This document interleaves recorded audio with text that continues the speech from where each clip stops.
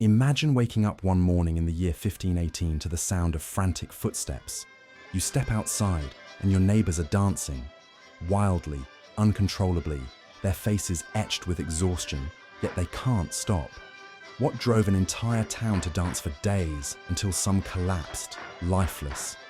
Was it poison, hysteria, or something more sinister? Tonight, we unravel the mystery of the dancing plague and the strange grip it held over medieval Strasbourg. Picture it. The centre of Strasbourg, July 1518. A warm summer morning. Vendors bark out prices for bread and cheese while townsfolk haggle over the day's catch. Horses clatter by, their hooves mixing with the chatter of a bustling community trying to shake off the hardships of the year. But then, something strange happens. A woman steps into the square. Frau Trophäa. No one really knows much about her, just another face in the crowd. Except this time, she isn't buying, trading, or gossiping. She's dancing. At first, people must have thought it was a joke. The way she moved, twisting her arms, stomping her feet. It wasn't graceful, and it definitely wasn't rehearsed. But it also wasn't stopping. Minute after minute turned into an hour, then more. She danced through the heat of the day and into the evening, only pausing when her body physically couldn't anymore. You'd think she'd stop and laugh it off, chalk it up to heat exhaustion or maybe bad ale. But nope. The next morning, Trophäa was back at it. Same moves, same determination, like some invisible force had gripped her and refused to let go. Before long, she wasn't alone. Her strange, non-stop dance turned into a spectacle, pulling others into the rhythm. By the end of the week, dozens had joined her. People filled the square, not to enjoy the performance, but to stare. Some were confused, murmuring to their neighbors about what could cause such madness. Others started to whisper it was punishment. Maybe something Frau Trophäa had done, now spreading to those around her. And of course, there were probably a few smug faces in the crowd claiming they'd seen this coming all along. Humanity hasn't changed much in the last 500 years, has it? Strasbourg wasn't exactly thriving that summer. The city was limping through wave after wave of obstacles. A famine had left stores of grain dangerously low, enough to test the endurance of any household. Disease was lurking too, as it always seemed to in the medieval world, cutting lives short without warning. Throw in some bubbling political unrest, poor leadership, disputes over borders, and you had a population resting squarely on the tipping point of fear, frustration, and God knows what else. In other words, these weren't happy villagers about to break into a celebratory jig. But no one at the time blamed stress or circumstance. No, they went straight to the supernatural. Superstition thrived under the oppressive weight of medieval religion and the exhaustion of daily survival. Some said the dancers were under divine punishment, their flailing a visible sign of godly wrath for sins unknown. Others suspected evil forces, like the devil himself, tricking the faithful with a cursed, endless reel. And let's not forget the potential for a local origin story. A mention here or there of St. Vitus, a patron saint with ties to cureless dancing afflictions, threw fuel onto the fire. Was this a curse? An emotional outburst? Or something physical? Nobody could agree. But things went from weird to outright terrifying pretty fast. Now imagine being there. Day 2, day 3. The cobblestones are blistering under the summer sun. The square is alive with the sound of stamping feet, rhythmic but frantic, almost animalistic. Dancers collapse from exhaustion, only for them or others to get back up again, caught in the same strange compulsion. Bare feet slide and scrape, leaving trails of dirt scuffed with blood. Faces are gaunt, drained, as these people are trapped in their own bodies.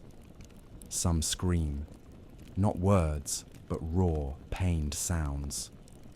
Others wail mournfully, like they know they're locked in something they can't explain. For those watching, the curiosity fades, replaced by confusion, fear. What kind of joke lasts this long? And it spread. It wasn't just Tropea anymore. It was tens, eventually numbering in the hundreds, taking over different parts of the city. Work stopped. Daily routines bent around them as small groups joined in and crowds swelled. It wasn't a festival or celebration anymore. At least not one anyone volunteered for. It was urgent, grim, and literally inescapable. There were even reports of shoes custom ordered by dancers mid-plague to endure the endless pounding. Because yes, blistered feet weren't enough to stop them. And the thing about a phenomenon like this, it feeds on itself. The more people saw it, the harder it became to look away, or resist joining in.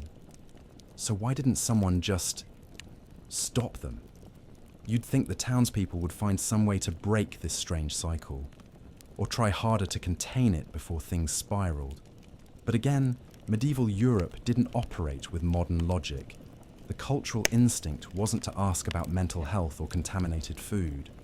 Instead, Strasbourg's leaders did what made the most sense to them. They panicked. Anyone in authority scrambled to figure this out, but no one really knew what they were dealing with.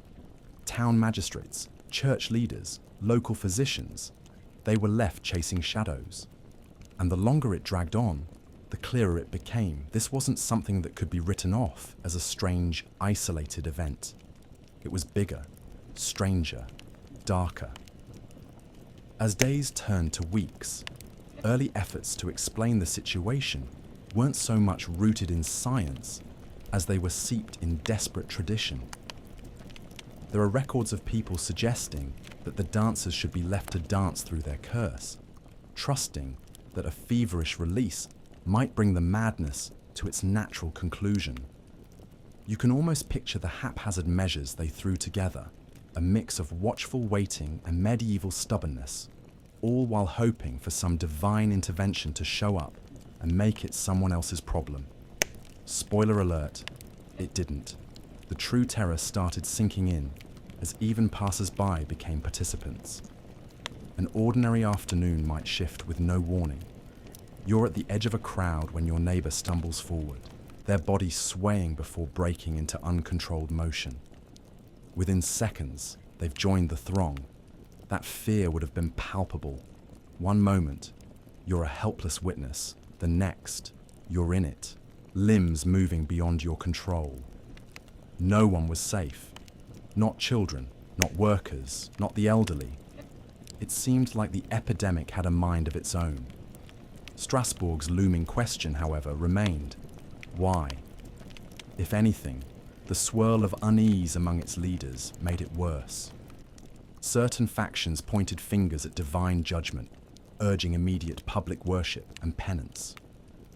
Meanwhile, pragmatic voices warned that sitting idly could lead to a full-blown collapse in public order. The decision-making process wasn't swift or pretty. In many ways, it reflected the chaotic dance they were trying to stop, flailing in all directions. No clear rhythm or progress, just an overwhelming mess.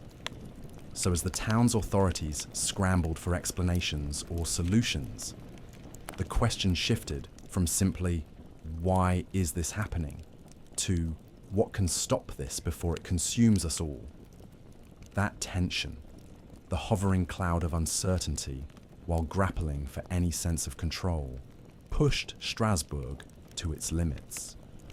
Theories started pouring in about the cause, but no one theory fully satisfied the panic or brought the movement to an end. Instead, it set the stage for some of the most fascinating, bizarre attempts at understanding human behavior, ripped from both superstition and their rudimentary science. By that point, nerves were fraying, the dancers were fraying, and even the cobblestones seemed dangerously close to disintegrating. If divine intervention wasn't solving it, maybe human effort could. But who had the tools or courage to tackle something like this? By the time leaders started searching for practical solutions, Entire sections of Strasbourg had become ground zero for what might be the most bizarre outbreak in human history. What if the dancers weren't just faltering under exhaustion or sickness, but were truly cursed? That's exactly what many people of Strasbourg thought. You have to remember, this was a time when everything, famine, disease, natural disasters, was tied back to divine intention or supernatural forces. To the people living in 1518, the concept of illness or even psychological distress being anything other than a message from God or the saints simply didn't cross their minds. At the heart of this belief was Saint Vitus, an already established figure in medieval folklore. Known as the patron saint of dancers, Saint Vitus wasn't associated with the fun, elegant kind of dancing you might be picturing. Instead, he was linked to what people called choreomania, an affliction where uncontrollable, almost trance-like dancing was seen as punishment sent from above.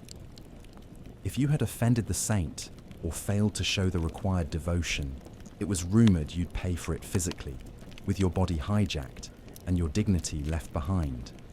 So, when Frau Trophea and her unwitting followers began their endless, erratic movements, the story all but wrote itself. A curse from St. Vitus seemed the only plausible conclusion for people desperately trying to fit something so bizarre into their worldview. And with faith touching every corner of their daily routines, it made sense for the first course of action to be rooted in religion.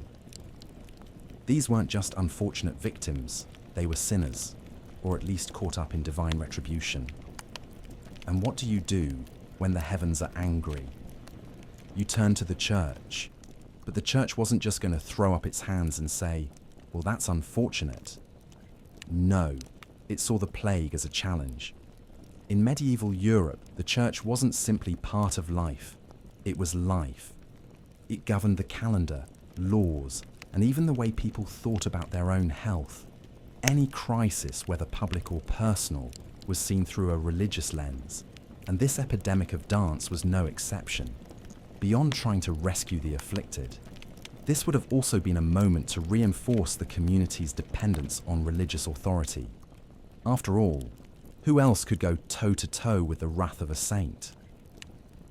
Church leaders began directing the afflicted to holy shrines, places thought to be imbued with miraculous healing powers. Pilgrimages weren't rare. They were an integral part of medieval religious practice. So it's no surprise that many believed a visit to a revered site might just be enough to break the spell.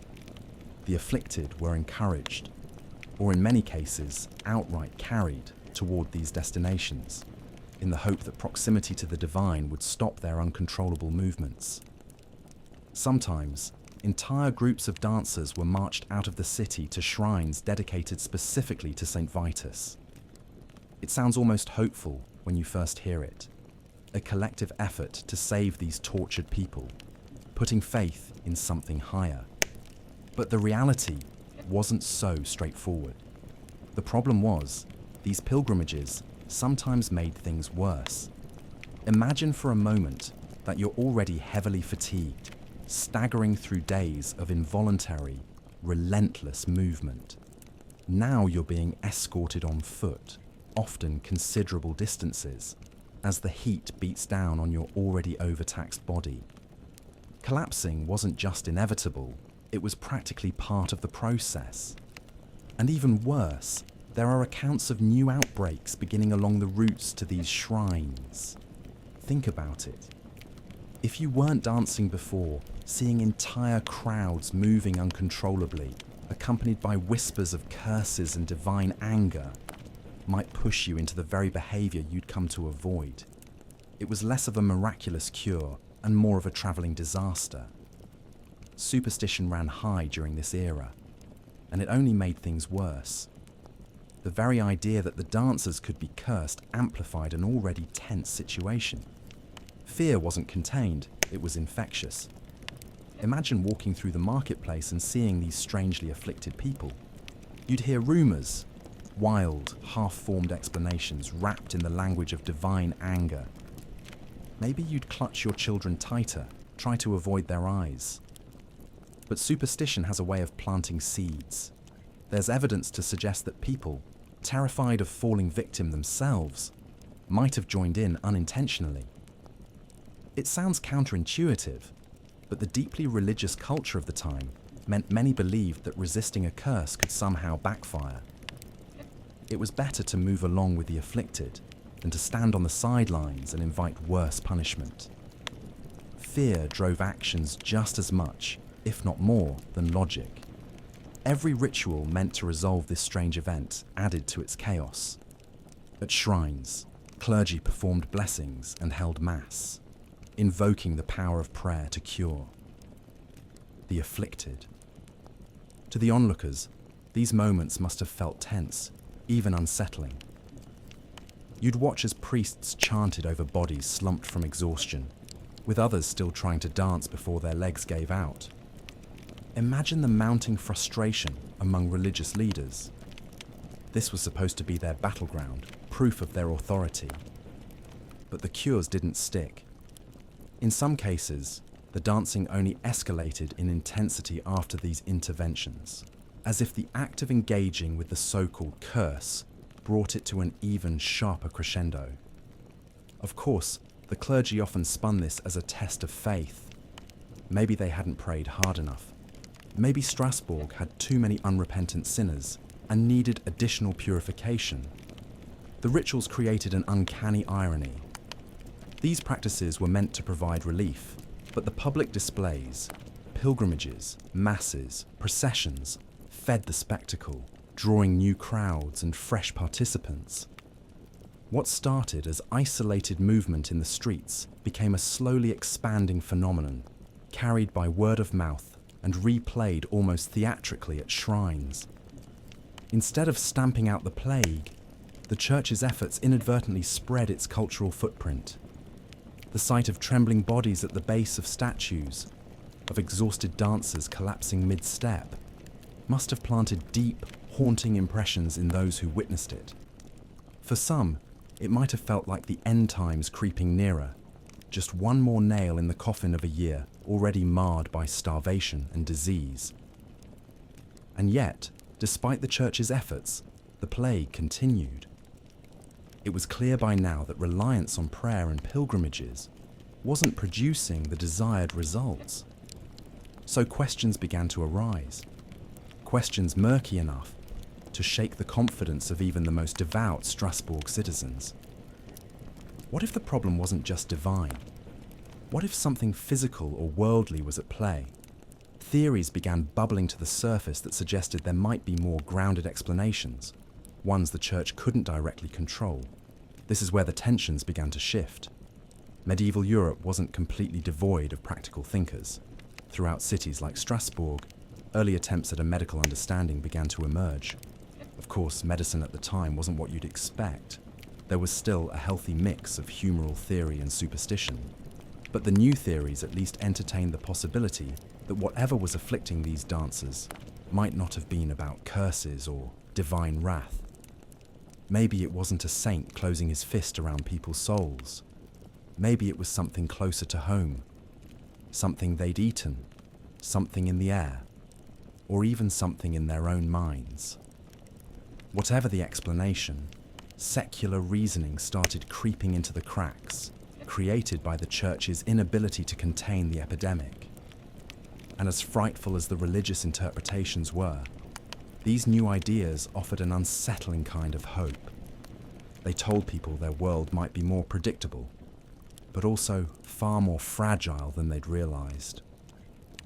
The church wasn't quite ready to give up its grip on the narrative, but by this point, their influence over the phenomenon began to waver. With each failed intervention, their authority chipped away, leaving more room for these early secular theories to stretch their legs.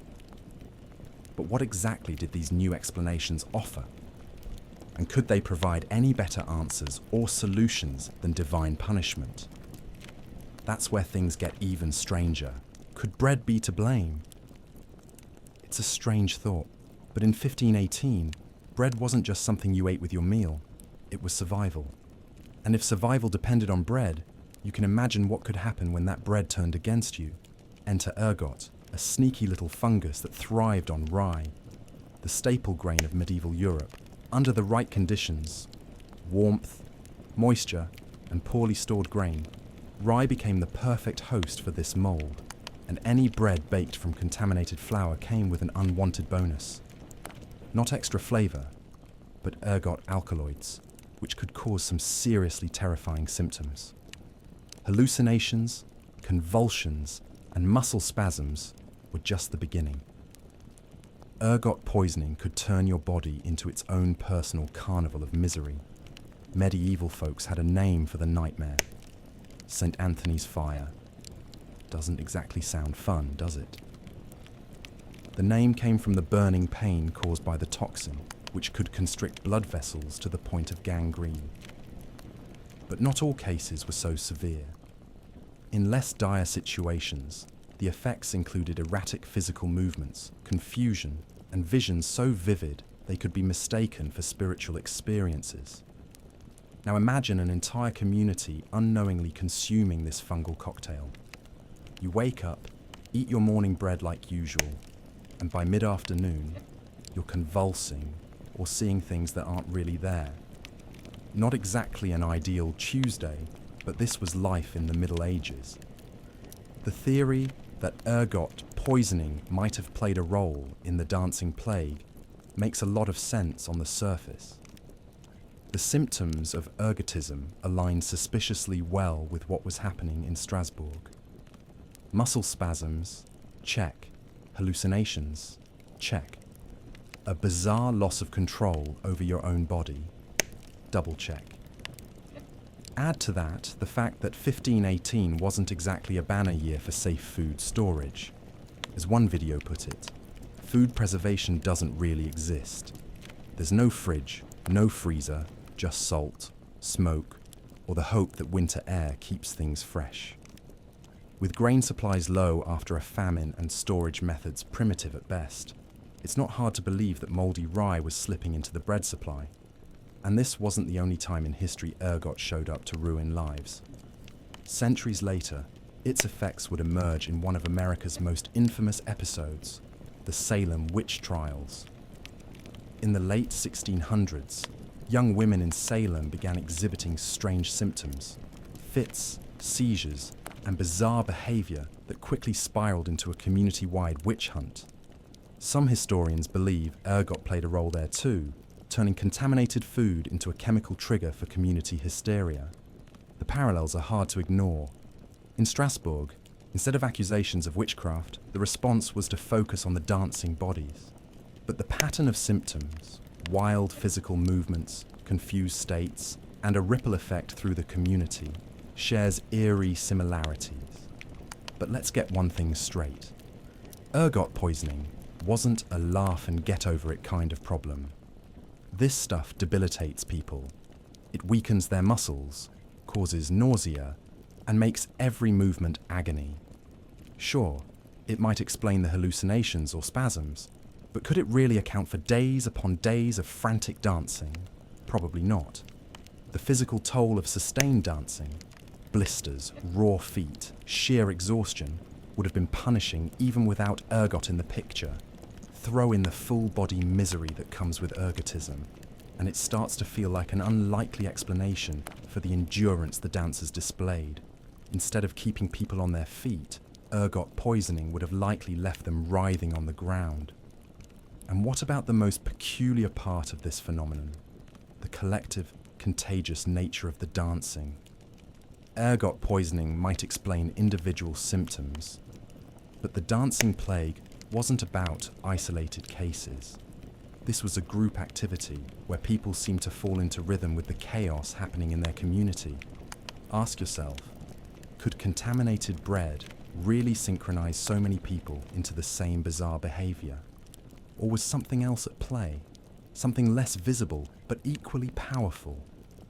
The science behind ergot is compelling, but even scientists agree it leaves big gaps in the story. Then there's the question of geography. Ergot poisoning wasn't just a Strasbourg problem. Due to Europe's reliance on rye bread and lack of clean storage, outbreaks of St. Anthony's fire occasionally popped up across the continent. However, these outbreaks usually presented as illness, not marathon dance sessions. People afflicted by ergot poisoning didn't jump up and start twisting through town squares. They writhed in pain, cried out, and suffered through fevered visions. If ergot was behind the dancing plague, why didn't similar dancing plagues explode? Wherever the fungus cropped up, the strangeness of what happened in Strasbourg feels bigger than something built solely on bad bread. Now, that's not to say ergot didn't play any role in events like these. Bread was the cornerstone of survival in the Middle Ages. As one video explains, it's like eating bread laced with LSD and tetanus. If nothing else, ergot could have been there in the background, subtly poisoning its victims, heightening their vulnerability to panic and irrational behavior. Pair that with Strasbourg's perfect storm of stress, famine, disease, political unrest, and it's easy to imagine ergot acting as the trigger for something much bigger. After all, you don't need everyone in the city eating contaminated bread for a crisis to spiral. Just enough people experiencing symptoms could have been enough to make the rest of the community slip into a shared frenzy. But still, the lingering question is hard to shake. If ergot wasn't the full explanation, what else was driving this?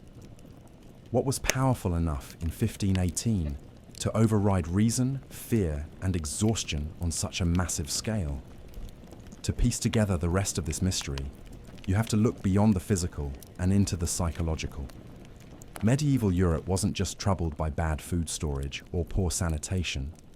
It was a psychological pressure cooker with fear and superstition bubbling to the surface at every turn. And when the human mind is pushed to its limits, strange things can happen. Really strange things. Ergot alone doesn't quite explain it. The science is intriguing, even a little horrifying, but it's only part of the puzzle. If tainted bread provided the spark, then the collective trauma of the time acted as the tinder, turning the dancing plague into an inferno that burned its way across Strasbourg's streets. Which means to understand the full picture, we have to leave behind the rye fields and bakery ovens and start asking a different set of questions. Forget the physical for now, because the next piece of the story is all about what happens when stress pushes entire groups of people beyond the breaking point. What if this was all in their heads, but still painfully real? That's the bizarre concept of mass psychogenic illness, or MPI for short. It's a phenomenon where psychological stress doesn't just linger in people's minds. It spills out into their bodies, leaving them with physical symptoms that feel as real as a broken bone. Cramps, convulsions, fainting, uncontrollable movements, all sparked not by an infection, but by mounting psychological tension. And here's the twist. It doesn't stop with just one person. MPI thrives on social connection, weaving through tightly knit groups like wildfire. Its stress meetings suggestibility, amplified by fear, and turning into something no one can fully explain. Strasbourg in 1518 had all the makings of a perfect storm for an outbreak of MPI. If you could step into their world, you'd feel the pressure immediately. Starvation wasn't just a fear, it was reality.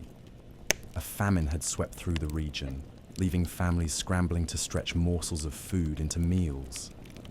Disease loomed around every corner, striking without warning in a time where basic medicine was, well, let's just say crude and unhelpful. Add on top of that the constant friction of political unrest.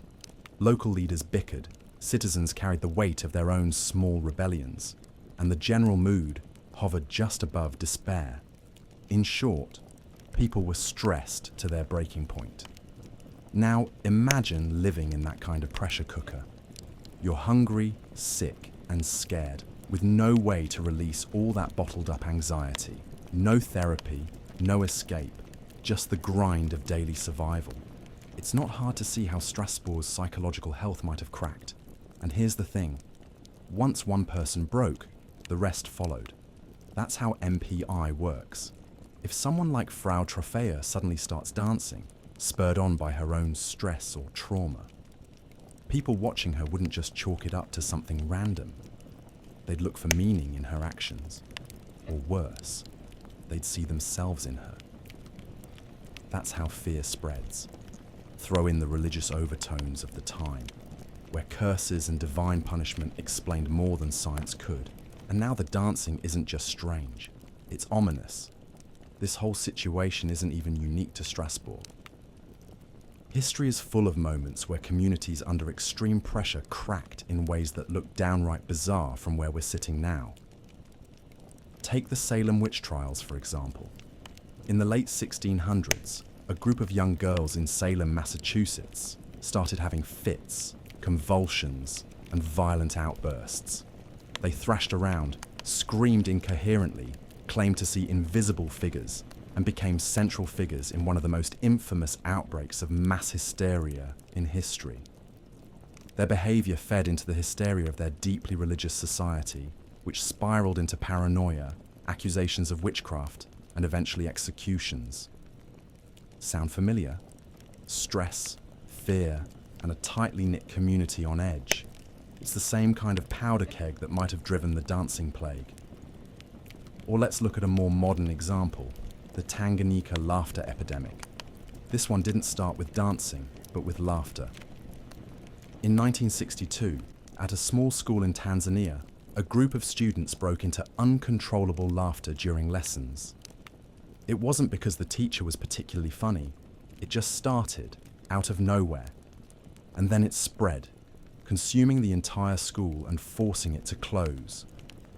But it didn't stop there. The laughing spread to nearby villages, with over 1,000 people caught up in the strange fits, some lasting hours or more. Laughter sounds harmless enough, at least compared to dancing until your feet bleed. But for Tanganyika, this outbreak disrupted lives just as much. The pattern is strikingly similar to Strasbourg, a slow escalation, confusion and anxiety amplifying the behavior, and the eventual community-wide spread, driven by their collective stress.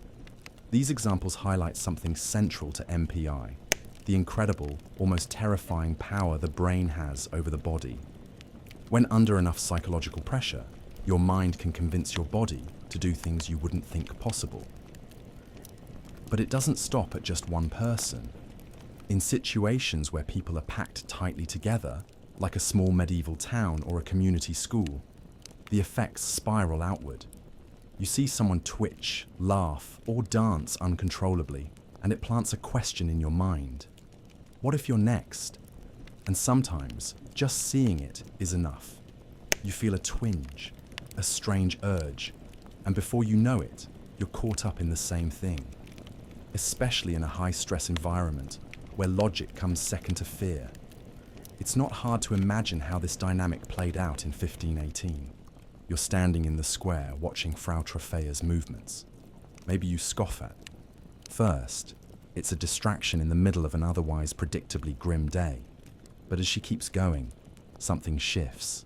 She's not laughing. She's moving frantically, painfully, and she can't stop. A sick feeling creeps into your stomach as you look around and realize other people are joining in. At first they're strangers, but then it's someone you know. Maybe your neighbor or a cousin. The longer you stay, the heavier the air feels.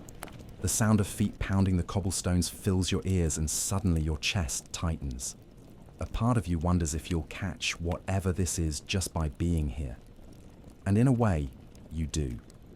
That's how MPI traps you. It breeds anxiety, turning it into something physical until your own body joins the chaos. But let's not forget the brutal toll this would have taken on the dancers themselves. When people think about psychological phenomena, they sometimes dismiss how real the consequences are. But the dancing plague wasn't just psychological terror in people's heads. It was etched into their bodies. Feet rubbed raw, legs trembling uncontrollably, whole bodies worn down under an invisible weight. This was suffering made visible. When you see someone collapse from exhaustion, only to get back up and keep moving, It's not just disturbing, it's haunting. How could something entirely psychological lead to such striking physical results? That's the unsettling reality of MPI. Its effects feel as real as any disease, blurring the line between mind and body. In a way, the dancing plague starts to look less like a mystery and more like a message. Think about it. These were people with no words to express their pain or their fear.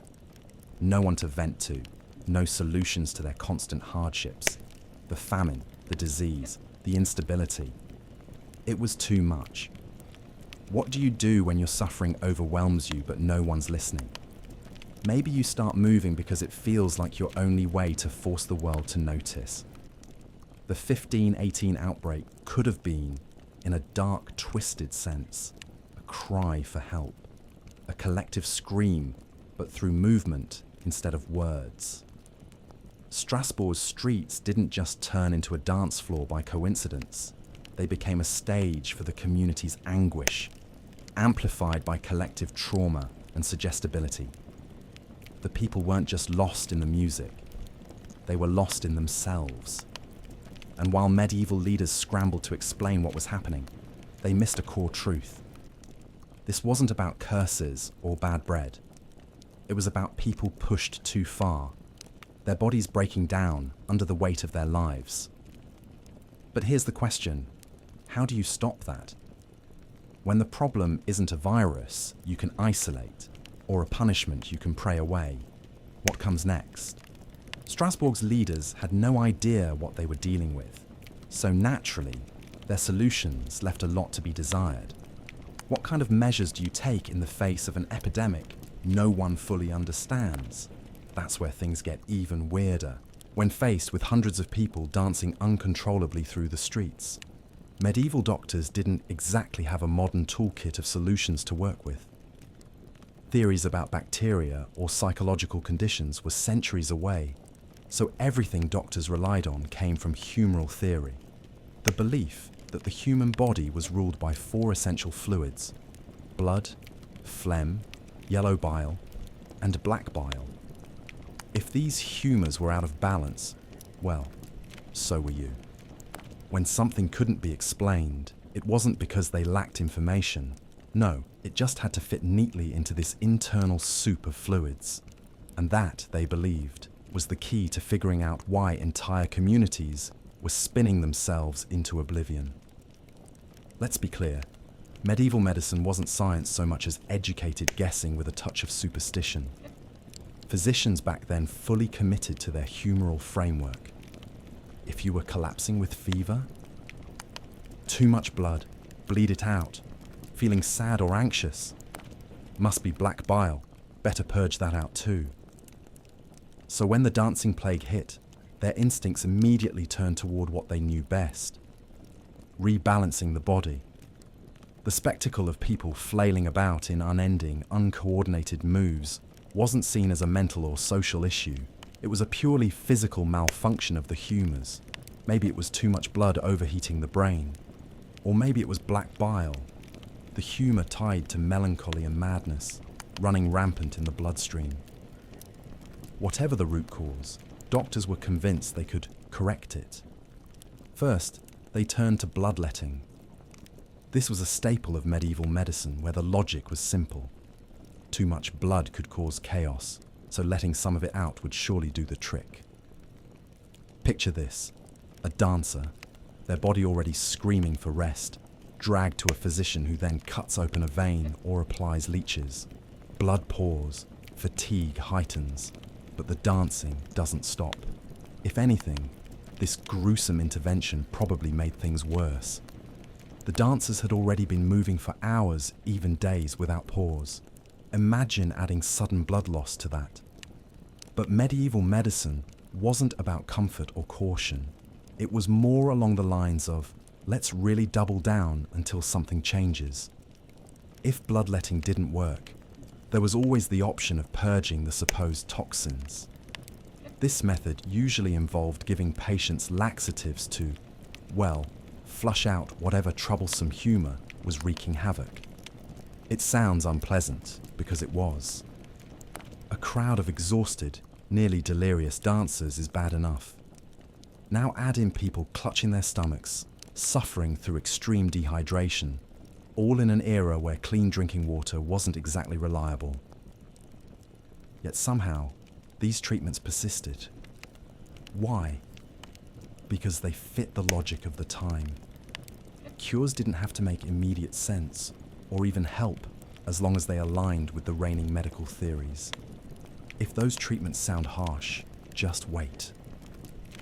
One of the more bizarre approaches was to encourage the afflicted to do exactly what their suffering bodies probably needed least: keep dancing.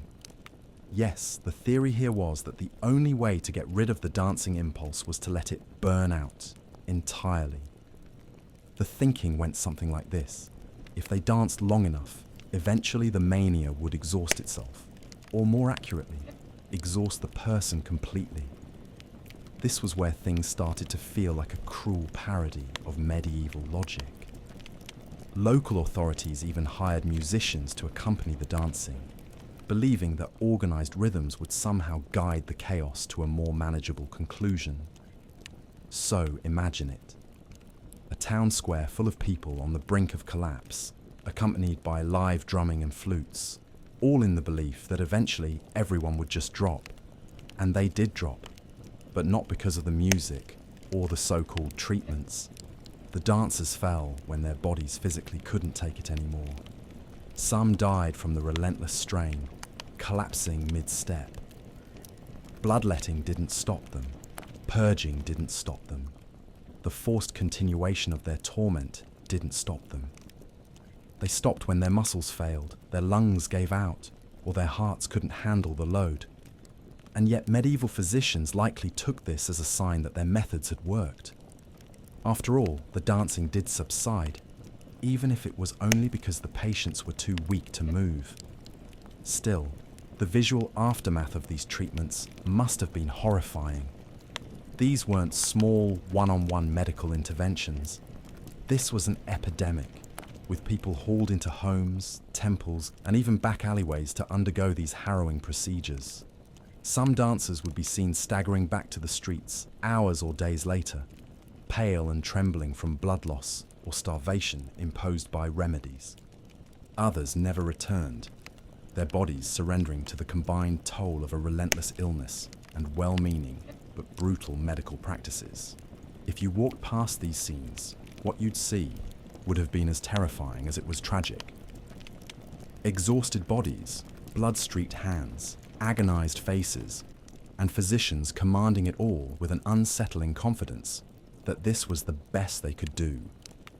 Their desperation wasn't hidden. It was laid bare in their treatment methods. But beyond the gory details of these so-called cures, it's worth remembering just how fundamentally limited medieval medicine was. Germ theory, the understanding that microscopic organisms like bacteria and viruses cause disease, wasn't even an idea back then. Instead, sickness was often blamed on the person's lifestyle, an imbalance in their internal makeup, or sometimes punishment from God. Mental health wasn't a recognized concept either. If someone behaved in a way that defied explanation, physicians either blamed unbalanced humors or took an entirely superstitious route. Conditions we know today as anxiety, epilepsy, or any kind of neurological disorder were often filed under madness, or worse, attributed to demonic possession. With this kind of framework, it's no wonder that their treatments felt more like punishment than help. The real tragedy here is that Strasbourg wasn't lacking care or effort. These dancers weren't ignored. They were at the center of the city's attention. Leaders, physicians, even clergy. Everyone scrambled to fix what was happening. The problem wasn't neglect. It was ignorance. The tools they had couldn't possibly address what we now understand about psychology or collective trauma. This wasn't a physical epidemic to be drained away with leeches or organized with danceable tunes. It was something deeper, something that existed at the intersection of mind and body, and treating it with blade and bile not only failed but likely added to the collective chaos. So, did any of it actually work? Well, eventually the dancing stopped. People fainted, they collapsed, or they simply grew too weak to continue. Some might have improved over time, their bodies forcing them into recovery through sheer survival instinct. But there's no evidence that the medical treatments of the time played a meaningful role in resolving the crisis. If anything, they prolonged the suffering, weakening the dancers further and leveling yet another layer of misery onto an already bewildered town. The real question isn't how the treatments worked. It's how this bizarre epidemic eventually burned itself out. What stopped the chain reaction of one body after another being pulled into the frenzy? Was it because people finally started recovering on their own? Or did the environment in Strasbourg shift, relieving enough tension to break the cycle? Either way, medieval medicine didn't have the answer. But while doctors were carving veins, forcing purges, or playing party tunes for exhausted dancers, the truth was, the dancing plague brought no lessons that could be applied to the next crisis. It just stopped, as mysteriously as it began. Why and how it ended is another story. How it ended. How does a town stop something that doesn't seem to obey reason? The dancing plague of 1518 came to an end eventually, but how or why? That's where the story gets even murkier. Like a song cut off without warning, one day the plague faded, leaving behind exhausted survivors, a few tragic deaths, and an air of confusion that's lingered for centuries. The people of Strasbourg had surely hoped for answers, some neat conclusion, but what they got instead was silence, no clear explanation, no assurance it wouldn't happen again, just a city haunted by what they'd seen. Some say religious intervention saved the day. As we've covered, the church took an active role in responding to the crisis, directing the afflicted to shrines and performing rituals meant to lift the so-called curse. St. Vitus featured prominently in these efforts, as he was believed to both cause and cure such outbreaks. Pilgrimages to his shrines were a central part of the plan. In theory, placing the afflicted in the presence of divine power would drive out whatever had gripped them. By the time the dancing stopped, some may have credited these measures, thinking the saint had finally relented. But the timing feels less like divine intervention and more like coincidence, doesn't it? After all, why would the cure suddenly work after weeks of failed attempts? It wasn't as though the last prayer was somehow the magic one. Another theory rests on physical and mental exhaustion. Think about it. These people had been dancing for days on end. No real rest, little food, dehydrated under the summer sun.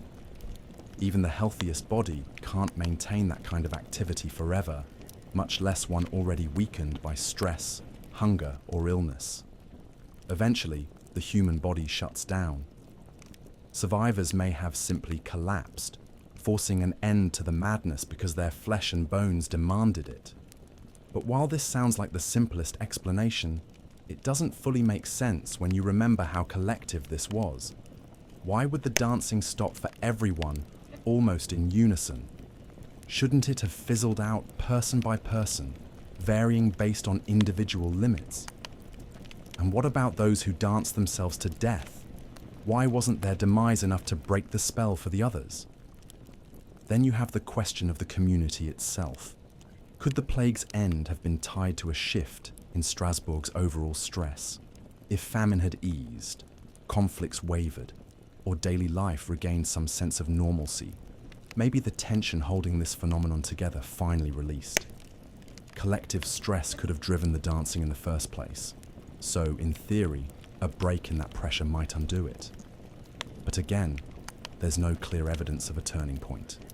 Historical records don't mention any miraculous improvement in conditions at the time, and if anything, the city was still in a precarious state throughout the summer. The dancing stopped, but not because life got easier. The frustrating part is the lack of solid records describing how it all wrapped up. Historians are left to piece together second-hand accounts, dusty mentions in official records, and what little remains from the time. What we know for certain is that the dancing eventually stopped, but what we don't know is what came next. How did the survivors recover? Physically? Mentally? Did they even survive long term? Or did the damage from days of relentless movement catch up with them later? Did their families face humiliation or shame for their role in the bizarre outbreak? No one really wrote about that part. It's like the story cuts off the second the dancing ended, leaving both the participants and the wider city in this strange historical silence. But maybe that's fitting. The lack of closure mirrors the event itself, chaotic, bizarre, and shrouded in mystery. Imagine being a resident of Strasbourg just a few years later, walking those same streets. The dancing would have lingered in your memory, like the shadow of a dream you couldn't quite make sense of. Maybe you'd glance at the spots where people collapsed, at a neighbour's doorway where someone was carried out mid-plague, and you'd wonder, what was that? What had consumed you in your town, and could it happen again? Because here's the terrifying thing. Without understanding the cause, you wouldn't have any guarantee it wouldn't return. And truthfully, could it happen again? Even now, in the modern day, the thought feels eerily plausible. While Strasbourg earned infamy for its 1518 outbreak, it wasn't an isolated event. Other dancing manias occurred in Europe both before and after, though none reached the same scale or notoriety. The potential for a similar epidemic may still exist, even centuries later. The conditions would look different, of course. Modern hospitals and psychologists might step in sooner, and today's world is less likely to lean on saints or shrines for solutions. But mass psychogenic illness, the collective hysteria that likely underpinned the dancing plague, hasn't vanished. If anything, it's just evolved. Think of the modern examples, the Tanganyika laughter epidemic, where contagious giggling swept through villages, or the mysterious tics seen in groups of teenagers across TikTok in recent years. These events suggest that humans, despite centuries of progress in science and medicine, are still vulnerable to collective psychological phenomena. Stress, social dynamics, and suggestibility remain powerful forces. Add in something like social media, which amplifies shared behaviors at lightning speed, and you can't help but wonder if cities today could face their own version of a dancing plague, though it might look more like a viral TikTok trend that spirals into something unintended and harmful. But that haunting lack of closure from 1518 still looms over us. In a way, its mystery is the point. The dancing plague remains a reminder that there are limits to our understanding, that some events defy easy explanations. Even with centuries of hindsight, advanced research, and modern psychology, no one has nailed down a definitive answer. Every theory, whether it's ergot-tainted bread, divine punishment, or collective hysteria, offers pieces of the puzzle, but none fit the picture perfectly. The very fact that we're still debating its cause proves how complex this event was, how deeply it touched on the fragile interplay between the mind, body, and society. And maybe that's a good lesson to take away from Strasbourg's long-forgotten summer. Even in a world brimming with facts and science, there are mysteries that linger, reminding us of our frailty and the unpredictability of human behavior.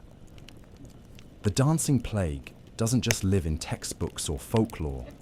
It lives inside that strange space where the inexplicable thrives.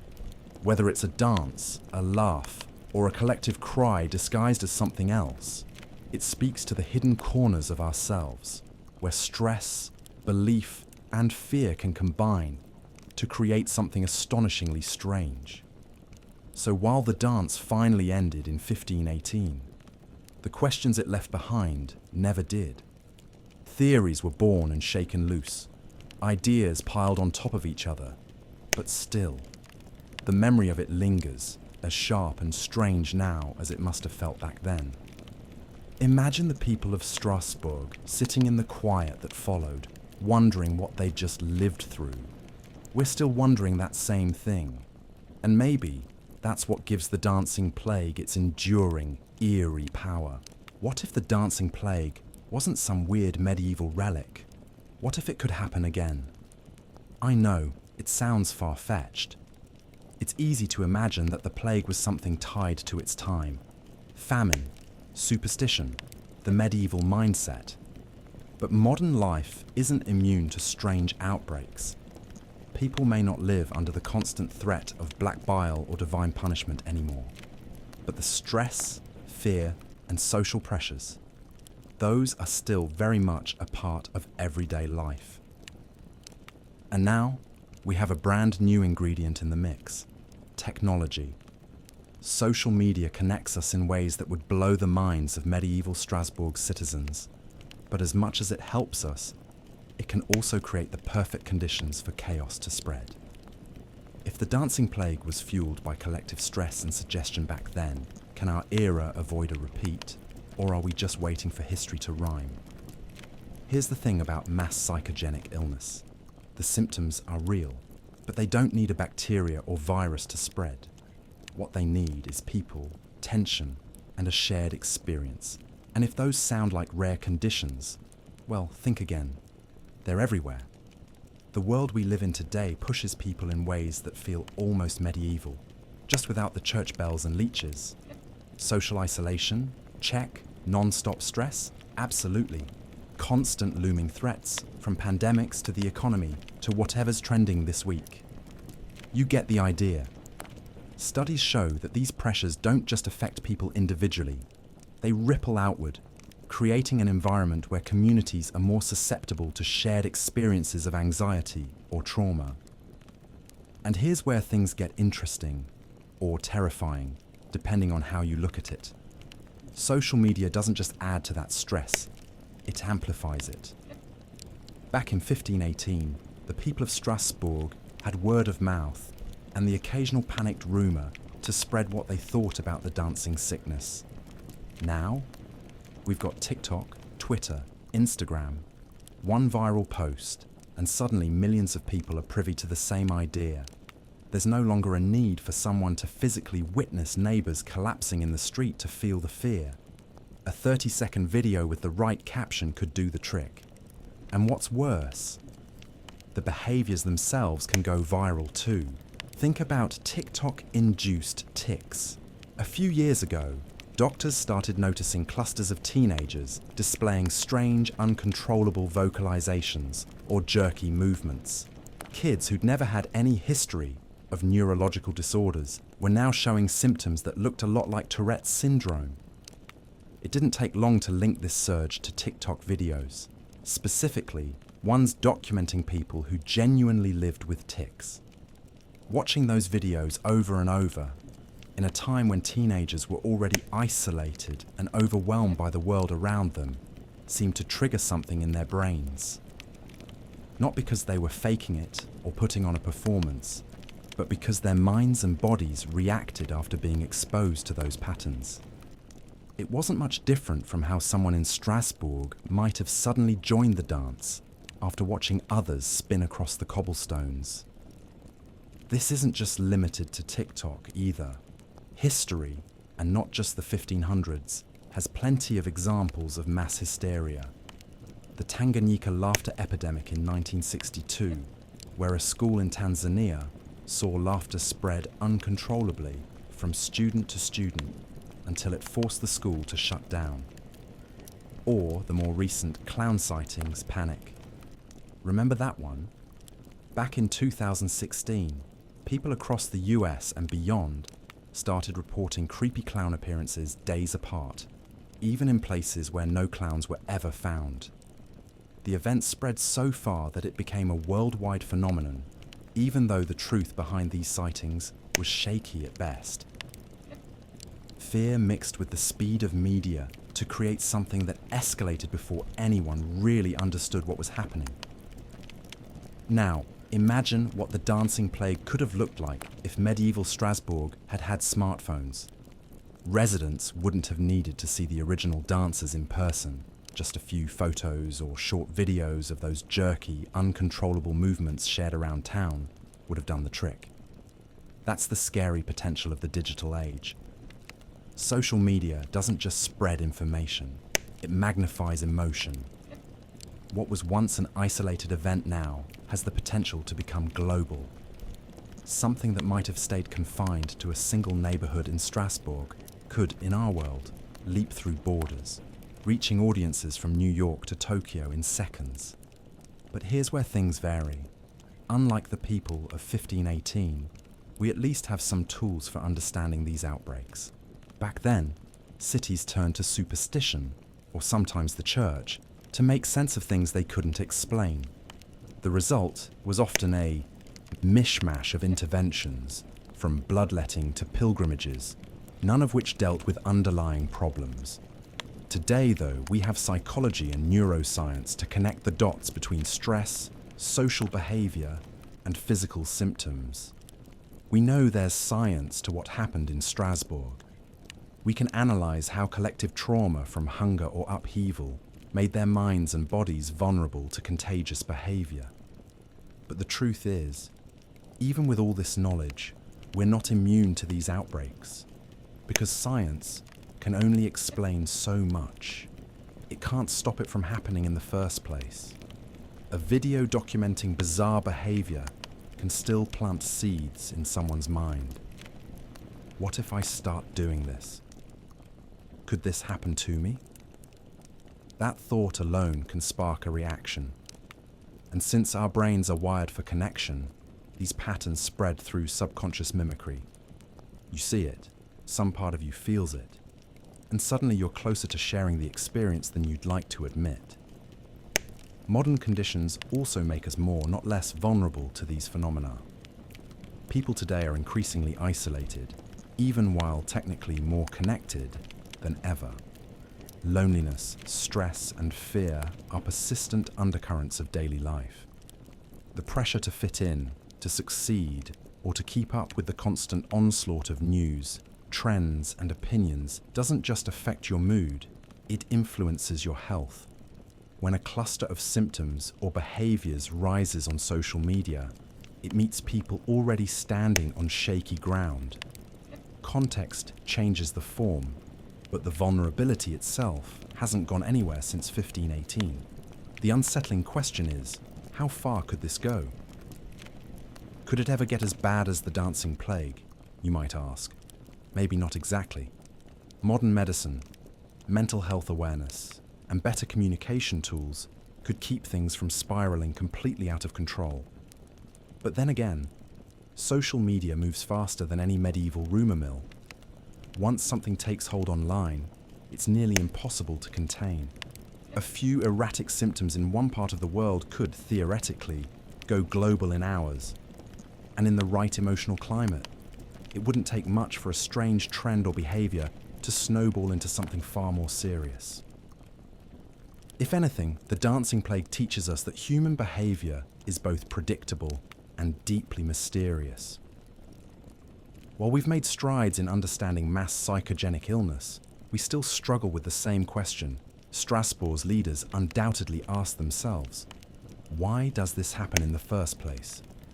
And more importantly, how can it be stopped before it becomes unstoppable? So, can it happen again? Almost definitely. The circumstances would look different.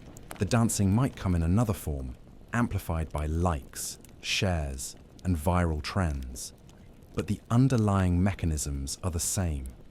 Stress, trauma, and the human need to connect can push crowds into behaviors no one planned for.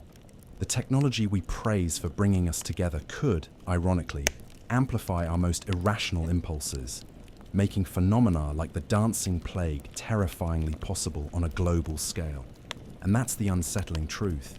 What makes us vulnerable hasn't changed. The dancing plague reminds us how deeply human behavior is shaped by the world around us, by stress, beliefs, and the environments we create. It wasn't only about dancing, it was about something bigger, how fear and pressure can ripple through a community until it takes over entirely. It makes you wonder, could understanding events like this help us avoid modern versions of collective breakdowns? Or are we still at the mercy of the unknown? History is packed with mysteries like this one, strange stories waiting to be uncovered. What could they teach us about ourselves? Maybe more than we expect.